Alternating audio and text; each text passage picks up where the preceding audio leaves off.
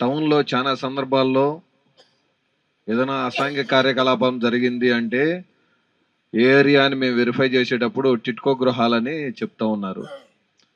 రీసెంట్‌గా గూడా కబేళా వంతెన దగ్గర చెక్ చేసేటప్పుడు కూడా చానా వెహికల్స్ కూడా రికార్డ్స్ లేవు. ఎక్కడుంటారని టిడ్కో గృహాలని చెప్పడం జరిగింది.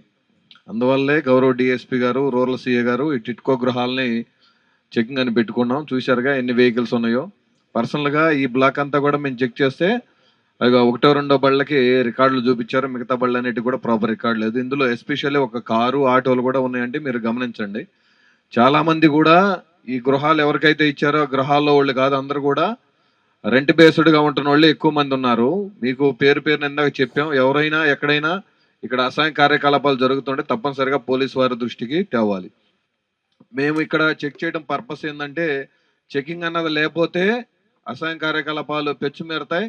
చాలామంది కుర్రోళ్ళు వచ్చిపోతా ఉన్నారండి. ఎవరో ఒక హౌస్ తీసుకున్నారు. ఆ ఇంటికి చాలామంది వచ్చిపోతున్నారని చెప్తా ఉన్నారు. కాబట్టి ఇది మీకు ఏదో ఒక రోజు మీ బాబు కూడా ఆళ్ళకి అట్రాక్ట్ అయిపోయేటువంటి ప్రమాదం ఉంది. ఇందాక సార్ చెప్పినట్టు గంజాయి ఎవడన్నా తెచ్చి ఇక్కడ ఈ ఏరియాలో బ్లాక్‌లో తాగుతా ఉన్నారంటే అందరూ గూడా మొత్తం సర్వనాశనం అయిపోయేది ఉంది.